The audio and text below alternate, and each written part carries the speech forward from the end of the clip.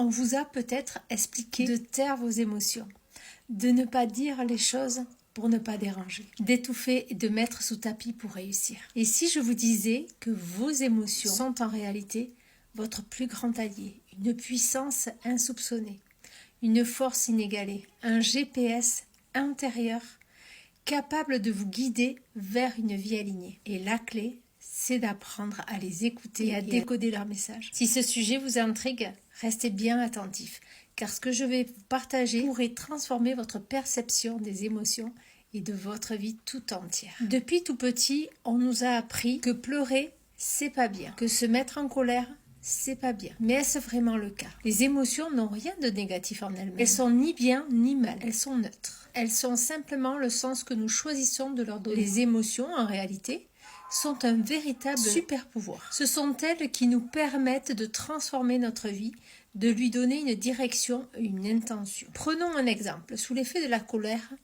deux chemins s'ouvrent à vous. Vous pourriez casser quelque chose, crier, blesser quelqu'un ou pire, vous abandonner. Ou bien, vous pourriez choisir de rester calme, d'observer vos réactions, à comprendre ce qui se passe en vous. Voyez la différence? Ce n'est pas l'émotion qui est problématique, mais c'est ce que nous décidons d'en faire. Alors, il n'existe pas un enseignement scolaire qui vous explique votre puissance de transformer ces énergies en quelque chose qui sert votre vie au lieu de vous desservir. Moi, je suis là pour vous expliquer simplement ce que vous devriez savoir depuis votre naissance. Les émotions dites négatives ne sont pas nos ennemis. Moi, je préfère dire même désagréables. Ce sont des signaux, des indicateurs très précieux. Quand vous comprenez la colère, la tristesse et la peur, par exemple, la colère vous dit qu'une de vos peurs fondamentales a été bafouée, lorsque vos limites ont été franchies.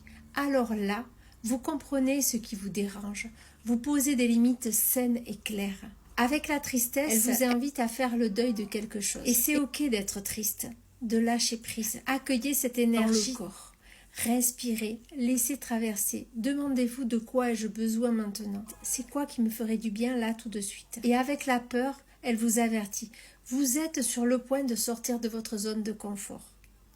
C'est le moment parfait de prendre une décision, même difficile. Elle signale un danger et une incertitude infondée à 95%. Et honnêtement, vous savez bien si vous êtes en face d'un lion, dans la savane, ou d'un ours, pour ceux qui habitent les Pyrénées-Atlantiques comme moi. Ce qui pose problème, c'est l'état dans lequel on choisit de rester. Utilisez la peur comme un guide pour évaluer les risques et prendre des décisions éclairées. Être triste, en colère ou avoir peur pendant un moment, c'est naturel.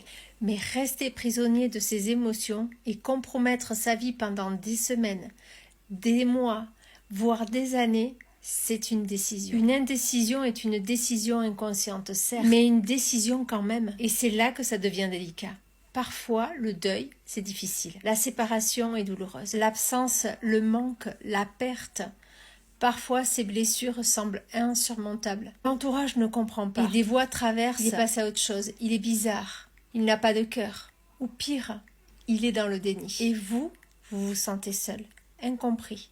C'est dans ces moments-là que le pouvoir de vos croyances entre en jeu. Et le je suis de votre désir brûlant, c'est votre feu. Le suis de votre être, c'est votre puissance illimitée. Le complément est ce qui façonne votre personnalité, construit votre identité pour matérialiser votre réalité. Qui vous êtes? Si vous choisissez de croire que vos émotions sont là pour vous aider, pour vous guider et non pour vous bloquer, alors vous débloquez votre potentiel immense.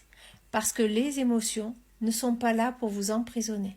Elles sont là pour vous montrer les choix que vous devez prendre, la direction juste pour vous aligner à vos valeurs et à vos critères. Alors la prochaine fois que vous ressentez de la tristesse, de la peur ou même de la colère, écoutez. Que cherche-t-elle à vous dire? Quelles sont les choses que vous faites pour les autres au sacrifice de vous-même? Et souvenez-vous, vos émotions sont votre GPS intérieur. À vous de décider où vous voulez aller.